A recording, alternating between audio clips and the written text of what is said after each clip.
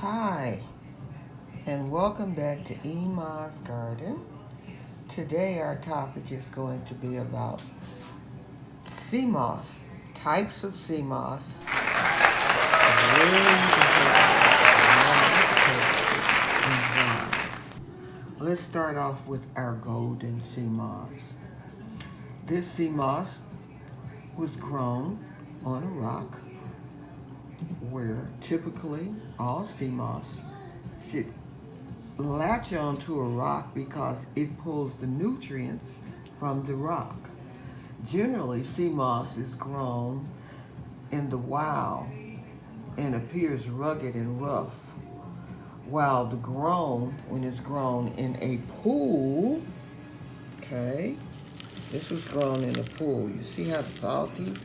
You see how salty that is? Look, it's just falling off. Okay. This right here was grown on a rock. And even though it had some salt on it, there's a big difference.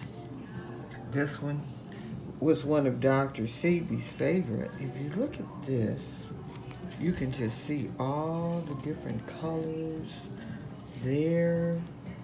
There's a difference in the texture. You can see your greens. You can still see parts of the ocean from it.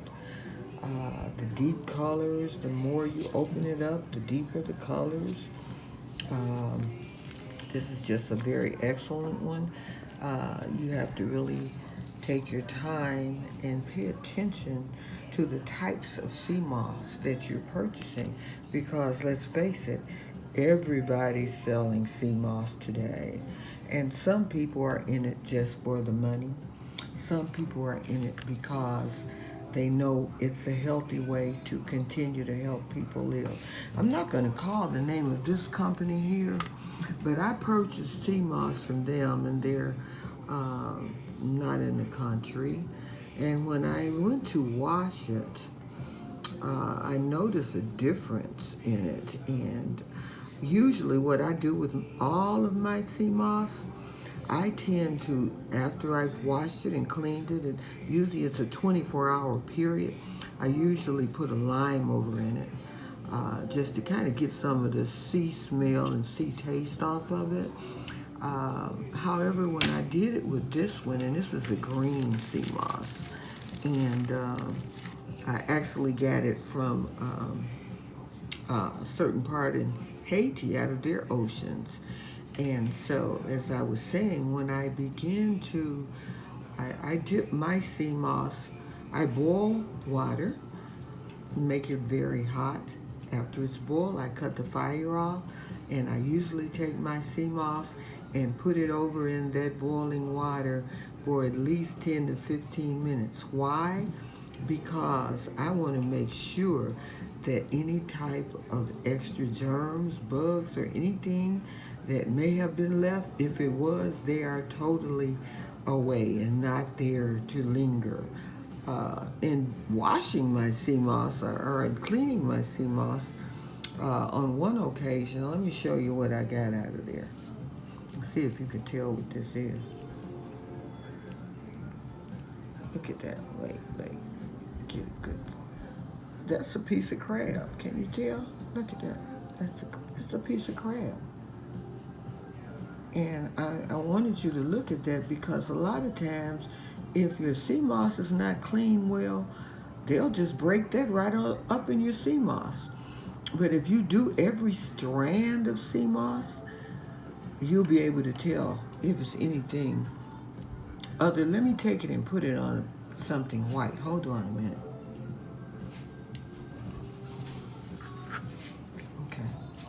Look at that. Can you see that?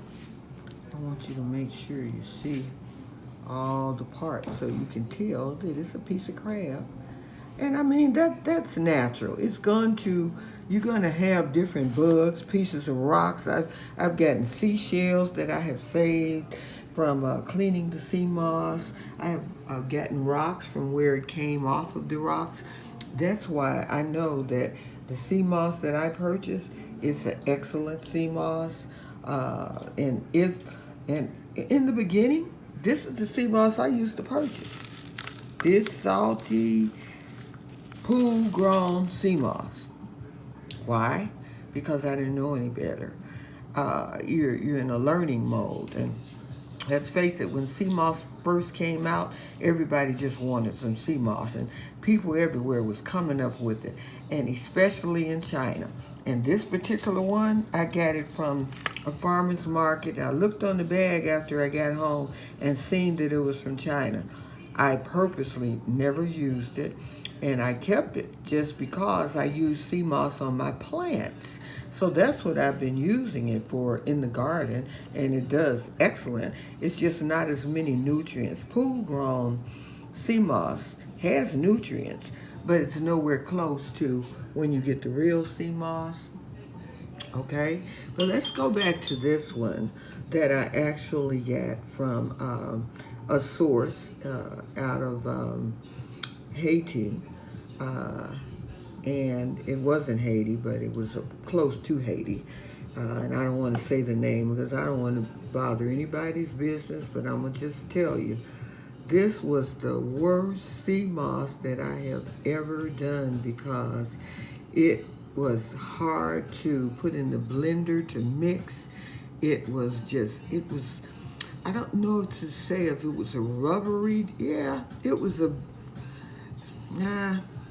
it's just hard. It was a hard mixture, and it was just lumps and lumps. And that's why another reason that I put mine in boiling hot water, because once you begin to blend it, it's just a smoother blend, and you don't have the lumps and everything in it. I'm not suggesting that you don't cook sea moss, no, but you can. That's additional sanitizing that I do. It works for me. I'm not telling you to do it, but that's what works for me, and my customers love it. And so that's what I do, because I add other ingredients and mixtures to my different sea mosses. But I just wanted to share with you today so you could kind of understand that there is a big difference between, some people call it fake sea moss and real sea moss. But real sea moss, some salt, it's not overly salted.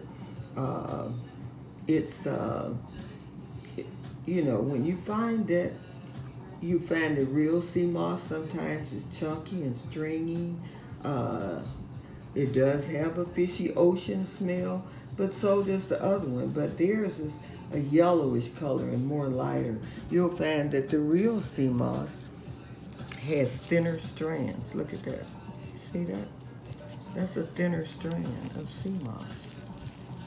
And so, all of these things are important.